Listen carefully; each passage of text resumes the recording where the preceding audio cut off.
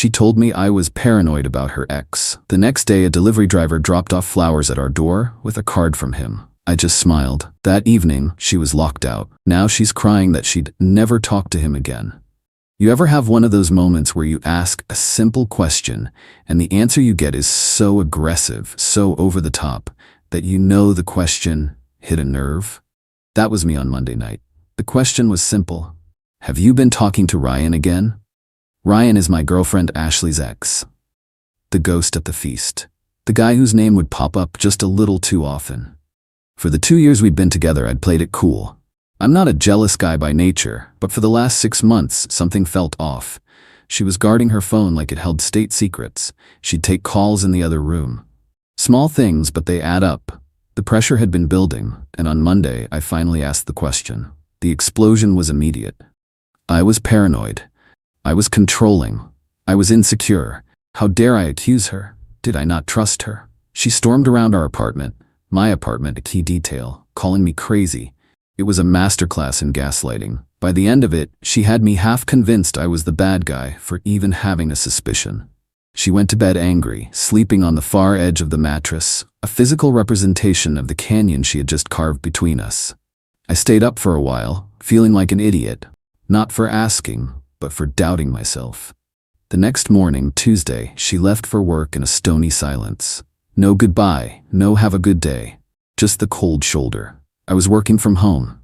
Around noon, the doorbell rang. It was a delivery driver holding the biggest bouquet of roses I have ever seen in my life, the kind of ridiculous, over-the-top bouquet you see in movies. For Ashley, the driver said, handing them to me. I took them. They must have weighed 20 pounds. Tucked into the roses was a small white envelope. I knew, with a certainty that made my stomach clench, what this was. I slid the card out. The handwriting was a masculine scrawl. Last night was incredible. You're even more beautiful when you're angry. Can't wait for the weekend. R for Ryan. Last night was incredible. The same night she was fighting with me, calling me paranoid for suspecting she was talking to him. This wasn't just a smoking gun. This was a signed, notarized confession delivered to my front door. A strange feeling washed over me. It wasn't anger, not yet. It was a cold, quiet calm. The kind of clarity you get when a complex problem suddenly resolves itself into a simple solution. The problem was my relationship. The solution was to end it. Immediately and decisively. I didn't call her. I didn't text her a picture of the card. I just smiled. I took the ridiculous bouquet and put it in the very center of the dining room table, like a centerpiece for a funeral. Then I took out my phone and took several high-resolution photos of the flowers and the card, side by side, from every conceivable angle. Evidence secured. Then I went to my office and started making a plan. She thought I was paranoid. She was about to find out how methodical I could be. Update 1. The rest of that Tuesday was a blur of quiet, focused activity. She had made a fool of me. She had used my home as a base of operations for her affair. The disrespect was absolute. The response had to be equally absolute. First, I secured my finances. We had a joint savings account, one we were supposedly using to save for a vacation. I had put in about $10,000 over the last year. She had contributed a grand total of $500. I logged into my bank, transferred my $10,000 into my personal checking account, and left her $500 there. Then I called my credit card company. She was an authorized user on my main card, a privilege she used frequently. I explained that the card had been compromised and that a specific user needed to be removed immediately. 5 minutes on the phone, and her access to my money was gone. Next, I dealt with her physical presence in my home. I didn't want a drawn-out, messy breakup with arguments and bargaining. I wanted a clean amputation. I went to the storage closet and pulled out a stack of moving boxes I had from my last move. For the next 4 hours, I packed her life away. It was a strange experience, handling the physical objects of a relationship that was now dead. The clothes I had bought her, the books she loved, the knickknacks she had collected, I packed it all. I was careful, methodical. I didn't want her to have any grounds to claim I had damaged her property. I was creating a paper trail of reasonableness. I labeled each box with its contents. Ashley, sweaters, Ashley, shoes, Ashley, bathroom. By 5 o'clock, 34 boxes were stacked neatly by the front door. My final step was to secure the apartment itself. It was my name on the lease and mine alone. I called a 24-hour locksmith and had him come over. An hour later, I had new locks on the front door and the back patio. Her key was now just a useless piece of metal. At 6:30 p.m., my phone rang. It was her voice cheerful, as if the fight from the night before had never happened. "Hey, I'm just leaving work. Want me to pick up some Thai food for dinner?" "No," I said calmly. "You should probably figure out other dinner plans." There was a pause. "What's that supposed to mean? Are you still mad about last night? I already told you, you're being paranoid." "Am I?" I said, my voice still even. "That's interesting, because Ryan seems to think otherwise. He sent you some flowers today, a very large bouquet. The card was quite touching. It said last night was incredible. So while you were calling me paranoid, you were apparently having an incredible time with him. That's quite a talent." The silence on the other end of the line was deafening. I could practically hear the gears in her head grinding, trying to come up with a lie big enough to cover this. I don't know what you're talking about," she finally stammered. "I didn't get any flowers." "Oh, I know you didn't," I said. "I did. They were delivered here to my apartment." Which brings me to the second point. You don't live here anymore. All of your belongings are packed. They are in 34 boxes by the front door. The locks have been changed. You need to find somewhere else to stay tonight." "You're kidding me," she whispered, her voice trembling. "I am not," I said. "You disrespected me, you lied to me, and you cheated on me, all while trying to make me believe I was the one with the problem. That is not something I tolerate. We are done. A moving service will be arriving tomorrow at noon to pick up your things. You can either tell me where you want them sent, or they will go to a storage unit." Then the screaming started. I was a psycho. I was a monster. She was going to call the cops. "Go ahead," I said. "Tell them you want access to an apartment that you are not on the lease for, an apartment owned by the man you just cheated on. See how that works out for you. Goodbye, Ashley." I hung up and blocked her number. I sat down on my couch, in my quiet, clean apartment, and for the first time in a very long time, I felt like I could breathe again. Update 2. The war, of course, had just begun. Ashley is not the type to go quietly. When direct assault failed, she did show up and pound on the door for a while, a performance dutifully recorded by my doorbell camera. She pivoted to her area of expertise, a public relations campaign designed to paint me as the villain. The next day, the movers came, and under the watchful eye of my security camera, moved her 34 boxes to a storage unit.